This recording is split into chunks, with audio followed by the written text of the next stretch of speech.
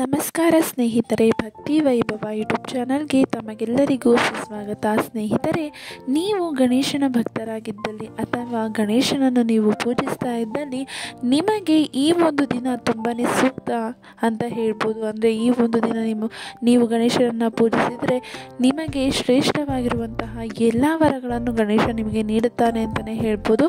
ಹಾಗಿದ್ದರೆ ಯಾವ ದಿನ ನೀವು ಗಣೇಶನನ್ನು ಪೂಜಿಸಿದರೆ ತುಂಬ ಒಳ್ಳೆಯದು ಅಂತ ತಿಳ್ಕೊಳ್ಳೋಣ. ಈ ವಿಡಿಯೋದಲ್ಲಿ ತಿಳ್ಕೊಳ್ಳೋದಕ್ಕಿಂತ ಮುಂಚೆ ನೀವೇನು ನನ್ನ ಚಾನಲ್ನ ಸಬ್ಸ್ಕ್ರೈಬ್ ಮಾಡಿಲ್ಲ ಅಂದರೆ ದಯವಿಟ್ಟು ಚಾನಲನ್ನು ಸಬ್ಸ್ಕ್ರೈಬ್ ಮಾಡಿ. ಹಾಗೆ ವಿಡಿಯೋ ಇಷ್ಟ ಆಯಿತು ಅಂದರೆ ವಿಡಿಯೋಗೆ ಶೇರ್ ಮಾಡಿ, ಕಮೆಂಟ್ ಮಾಡಿ, ಹಾಗೆ ಲೈಕ್ ಮಾಡಿ. ಕಮೆಂಟ್ ಬಾಕ್ಸ್ನಲ್ಲಿ ಓಂ ಗಂ ಗಣಪತಿಯೇ ನಮಃ ಎಂದು ಕಮೆಂಟ್ ಮಾಡಿ.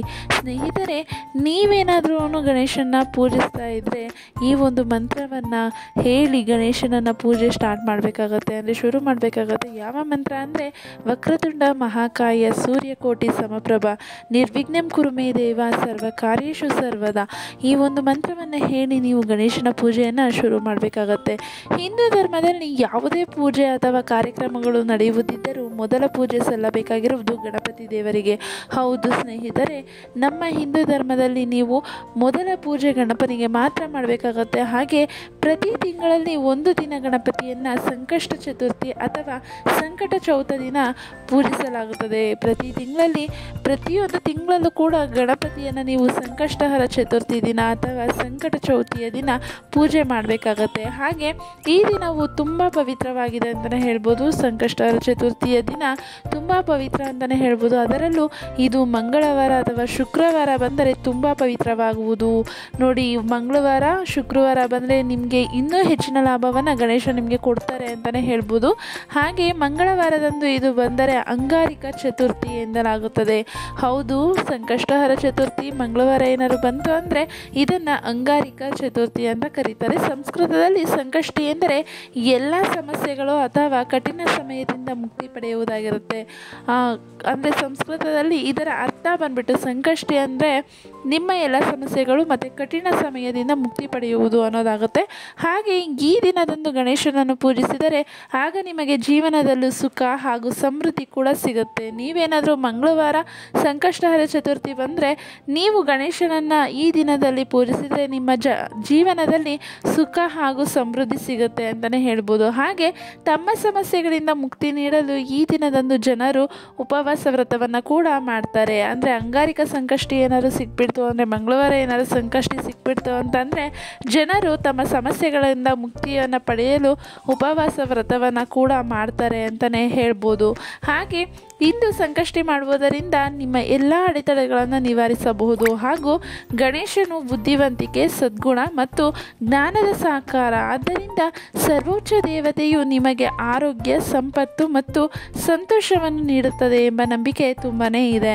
ಹಾಗೆ ಈ ಶುಭ ದಿನದಂದು ಒಬ್ಬರು ಶುದ್ಧ ಹೃದಯ ಮತ್ತು ಆತ್ಮದಿಂದ ಪ್ರಾರ್ಥಿಸಿದರೆ ಎಲ್ಲ ಆಸೆಗಳನ್ನು ಮತ್ತು ಕನಸುಗಳು ನನಸಾಗುತ್ತವೆ ಎಂದು ನಂಬಲಾಗಿದೆ. ಹೌದು, ಈ ದಿನದಂದು ನೀವೇನಾದರೂ ಉಪವಾಸ ಕೈಗೊಂಡು ಗಣೇಶನನ್ನು ಸ್ಮರಿಸಿದ್ದೆ ಆದರೆ ನಿಮ್ಮ ಜೀವನದಲ್ಲಿರುವಂತಹ ಕಷ್ಟ ನಷ್ಟಗಳು ಎಲ್ಲ ಹೋಗಿ ನಿಮ್ಮ ಬಾಳಿನಲ್ಲಿ ಸುಖ ಸಮೃದ್ಧಿ ಕೂಡ ಅಭಿವೃದ್ಧಿ ಆಗುತ್ತೆ ಅಂತಲೇ ಹೇಳ್ಬೋದು. ಆದ್ದರಿಂದ ಸಂಕಷ್ಟ ಚತುರ್ಥಿಯಲ್ಲಿ ನೀವು ಉಪವಾಸ ಮತ್ತು ಆಚರಣೆಗಳನ್ನು ಆಚರಿಸುವುದು ಹೆಚ್ಚು ಪ್ರಯೋಜನಕಾರಿ ಎನ್ನಲಾಗುತ್ತದೆ. ಈ ದಿನದ ಮತ್ತೊಂದು ವಿಶೇಷವೆಂದರೆ ಈ ದಿನದಂದು ಶಿವನು ತನ್ನ ಮಗ ಗಣೇಶ ಎಲ್ಲ ದೇವರುಗಳಲ್ಲಿ ಶ್ರೇಷ್ಠನೆಂದು ಘೋಷಿಸಿದ ದಿನ. ಅಂದರೆ ಸಂಕಷ್ಟಹರ ದಿನ ಯಾವಾಗ ಬರುತ್ತೋ ಆ ದಿನ ಶಿವನು ತನ್ನ ಮಗನಾದ ಗಣೇಶನಿಗೆ ನೀನು ಎಲ್ಲ ದೇವರುಗಳಲ್ಲಿ ಶ್ರೇಷ್ಠನೆಂದು ಘೋಷಿಸ್ತಾರೆ, ಅಂದರೆ ಹೇಳ್ತಾರೆ. ಹಾಗೆ ಸಂಕಷ್ಟ ಚತುರ್ಥಿಯು ತುಂಬ ಪವಿತ್ರ ಪೂಜೆಯಾಗಿದೆ. ಈ ಪೂಜೆಯನ್ನು ಕುಟುಂಬದ ಸುಖ ಸಮೃದ್ಧಿಗಾಗಿ ಮಾಡಲಾಗುತ್ತದೆ ಅಂತಲೇ ಹೇಳ್ಬೋದು. ಹಾಗೆ ಸಂಕಷ್ಟಿ ಚತುರ್ಥಿಯ ನಿಯಮ ಬಂದ್ಬಿಟ್ಟು ಹೇಗಿರುತ್ತೆ ಅಂದರೆ ಸೂರ್ಯಾಸ್ತದ ಬಳಿಕ ಪೂಜೆ ಮಾಡಲಾಗುವುದು. ಹಾಗೆ ಶುದ್ಧೀಕರಿಸಿದ ಬಳಿಕ ಗಣೇಶನ ಮೂರ್ತಿಯನ್ನು ಇಟ್ಟು ಅದಕ್ಕೆ ಹೂವುಗಳು ಮತ್ತು ಕದಿಕೆ ಹುಲ್ಲನ್ನು ಇಟ್ಟು ಪೂಜೆ ಮಾಡಲಾಗುತ್ತದೆ. ಹಾಗೆ ಈ ವೇಳೆ ಗಣೇಶನಿಗೆ ಮೋದಕ ಮತ್ತು ಲಾಡು ಕೂಡ ಅರ್ಪಿಸಲಾಗುತ್ತದೆ. ಹಾಗೆ ಸೂರ್ಯಾಸ್ತದ ಬಳಿಕ ವ್ರತದ ಕಥೆಯನ್ನು ಹಾಗೆ ಆ ತಿಂಗಳಿನ ಕಥೆಯ ಮೂಲಕ ಪೂಜೆ ಆರಂಭ ಮಾಡ್ತಾರೆ. ಆಗ ಕುಟುಂಬವು ಸುಖ ಸಮೃದ್ಧಿಯಿಂದ ಇರಲಿ ಅಂತ ದಂಪತಿಯು ಈ ಒಂದು ಪೂಜೆಯನ್ನು ಮಾಡ್ತಾರೆ. ಅದಾದ ನಂತರ ಭಕ್ತರು ಅಂಶಿಕ ಅಥವಾ ದಿನವಿಡೀ ಉಪವಾಸವನ್ನು ಕೂಡ ಮಾಡಬಹುದು ಅಂತಲೇ ತಿಳಿಸ್ತಾರೆ. ಇವರು ದಿನವಿಡೀ ಕೇವಲ ಹಣ್ಣುಗಳು, ತರಕಾರಿ ಮತ್ತು ಗೆಡ್ಡೆಗಳನ್ನು ತಿನ್ನಬಹುದು. ಹಾಗೆ ನೆಲಗಡಲೆ, ಬಟಾಟೆ ಮತ್ತು ಸಾಬುದಾನ ಕಿಚಡಿಯನ್ನು ಉಪವಾಸ ವ್ರತದ ದಿನದಂದು ತಯಾರಿಸಿ ತಿನ್ನಲಾಗುವುದು. ಹಾಗೆ ಪೂಜೆ ಮಾಡಿದ ಬಳಿಕ ಉಪವಾಸವನ್ನು ಬಿಡಬೇಕಾಗತ್ತೆ. ಹಾಗೆ ವಿಶೇಷವಾಗಿರುವ ಸಿಹಿ ತಿಂಡಿಗಳು ಅಥವಾ ನೈವೇದ್ಯ ಮೋದಕವನ್ನು ಗಣಪತಿ ದೇವರಿಗೆ ಅರ್ಪಿಸಲಾಗುತ್ತೆ. ಹಾಗೆ ಕತೆ ಮತ್ತು ಆರತಿ ಬಳಿಕ ಈ ಒಂದು ಸಿಹಿ ತಿಂಡಿಗಳನ್ನು ಪ್ರಸಾದ ರೂಪದಲ್ಲಿ ವಿತರಿಸಲಾಗುವುದು ಅಂತಲೇ ಹೇಳ್ತಿದ್ದಾರೆ. ಹೌದು, ಹಾಗೆ ಗಜಾನನ ಜೊತೆಗೆ ಈ ದಿನದಂದು ಚಂದ್ರನನ್ನು ಕೂಡ ಪೂಜಿಸಲಾಗುವುದು. ಅಂದರೆ ನೀರು, ಶ್ರೀಗಂಧ, ಅಕ್ಕಿ ಮತ್ತು ಹೂಗಳನ್ನು ಚಂದ್ರನ ದಿಕ್ಕಿನಲ್ಲಿ ಅರ್ಪಿಸಬೇಕು. ಚಂದ್ರ ಯಾವ ಕಡೆ ಬರ್ತಾರೋ ಆ ಕಡೆ ನೀವು ಈ ಒಂದು ಅಂದರೆ ನೀರು, ಶ್ರೀಗಂಧ, ಅಕ್ಕಿ ಮತ್ತು ಹೂಗಳನ್ನು ಅರ್ಪಿಸಿ ಗಣಪತಿ ದೇವರಿಗೆ ಸಂಬಂಧಪಟ್ಟಿರುವಂತಹ ವೇದ ಮಂತ್ರಗಳನ್ನು ಪಠಿಸಬಹುದು. ಹಾಗೆ ಭಕ್ತರು ಗಣೇಶ ಅಷ್ಟೋತ್ತರ, ಸಂಕಷ್ಟಹರ ಸ್ತೋತ್ರ ಮತ್ತು ವಕ್ರತುಂಡ ಮಹಾಕಾಯವನ್ನು ಸಂಕಷ್ಟಿ ಚತುರ್ಥಿ ವೇಳೆ ಪಠಿಸಬೇಕು. ಹಾಗೆ 21 ಗರಿಕೆ ಹುಲ್ಲನ್ನು ಗಣೇಶನ ಹೆಸರು ಹೇಳುತ್ತಾ ಅರ್ಪಿಸಬೇಕು. ಇದರ ಬಳಿಕ ಗಣೇಶ ದೇವರಿಗೆ ಆರತಿಯನ್ನು ಬೆಳಗಿ ಸಂಕಷ್ಟಿಯ ದಿನವಂದು ಉಪವಾಸವನ್ನು ಮಾಡಬೇಕು. ನೋಡಿ, ಸಂಜೆ ಸಮಯದಲ್ಲಿ ಸ್ನಾನ ಮಾಡಿ ಗಣಪತಿಯ ಪೂಜೆ ಮಾಡಬೇಕು. ಹಾಗೆ ಪೂಜೆಯ ನಂತರ ರಾತ್ರಿ ಚಂದ್ರ ದರ್ಶನ ಮಾಡಿ ಅರ್ಘ್ಯವನ್ನು ಕೊಟ್ಟು ಹೂವು, ಅಕ್ಷತೆಗಳನ್ನು ಸಲ್ಲಿಸಿ ನಮಸ್ಕಾರ ಮಾಡಬೇಕಾಗತ್ತೆ.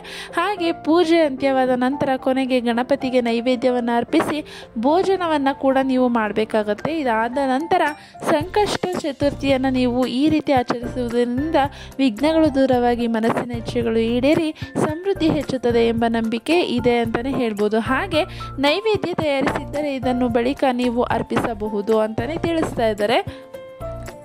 ಹಾಗೆ ನೀವೇನಾದರೂ ಚಂದ್ರದೇವರ ದರ್ಶನ ಮಾಡಿದ ಬಳಿಕ ನೀವು ಚಂದ್ರದೇವರಿಗೆ ಇದನ್ನು ಅರ್ಪಿಸಿ ಬಡ ವ್ಯಕ್ತಿ ಅಥವಾ ಬ್ರಾಹ್ಮಣರಿಗೆ ಅನ್ನದಾನ ಮಾಡಿದ ಬಳಿಕ ಉಪವಾಸವನ್ನು ಬಿಡಬೇಕಾಗತ್ತೆ.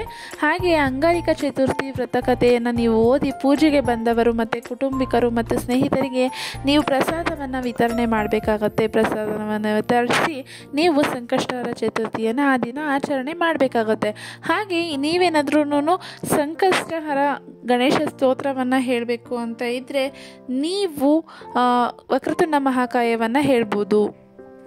ನೋಡಿದ್ರಲ್ಲ ಸ್ನೇಹಿತರೆ, ನೀವೇನಾದರೂ ಈ ರೀತಿ ಸಂಕಷ್ಟಹರ ಚತುರ್ಥಿಯನ್ನು ಆಚರಿಸಿದ್ದೆ ಆದಲ್ಲಿ ನಿಮ್ಮ ಮನೆಯ ಏಳಿಗೆ ಕೂಡ ಆಗುತ್ತೆ, ಸಮೃದ್ಧಿ ಕೂಡ ಆಗುತ್ತೆ. ಹಾಗೆ ಕುಟುಂಬದಲ್ಲಿ ಸೌಖ್ಯಗಳು ನೆಲೆಸುತ್ತೆ, ಸುಖ ಶಾಂತಿಗಳು ನೆಲೆಸುತ್ತೆ ಅಂತಲೇ ಹೇಳ್ಬೋದು. ಯಾರೆಲ್ಲ ಗಣೇಶನ ಭಕ್ತರಿದ್ದೀರೋ, ಗಣೇಶನನ್ನು ಪೂಜೆ ಮಾಡ್ತೀರೋ, ಈ ಒಂದು ವ್ರತವನ್ನು ನೀವು ಆಚರಿಸಿ ಗಣೇಶನ ಕೃಪೆಗೆ ಪಾತ್ರರಾಗಿ ಅಂತ ಈ ವಿಡಿಯೋ ಮೂಲಕ ತಿಳಿಸ್ತಾ ಇದ್ದೀನಿ. ಸ್ನೇಹಿತರೆ, ನಿಮಗೆ ವಿಡಿಯೋ ಇಷ್ಟ ಆಗಿದೆ ಅಂತ ಅಂದ್ಕೊತೀನಿ. ವಿಡಿಯೋದಲ್ಲಿರೋ ಮಾಹಿತಿ ಕೂಡ ಇಷ್ಟ ಆಗಿದೆ ಅಂತ ಅಂದ್ಕೊತೀನಿ.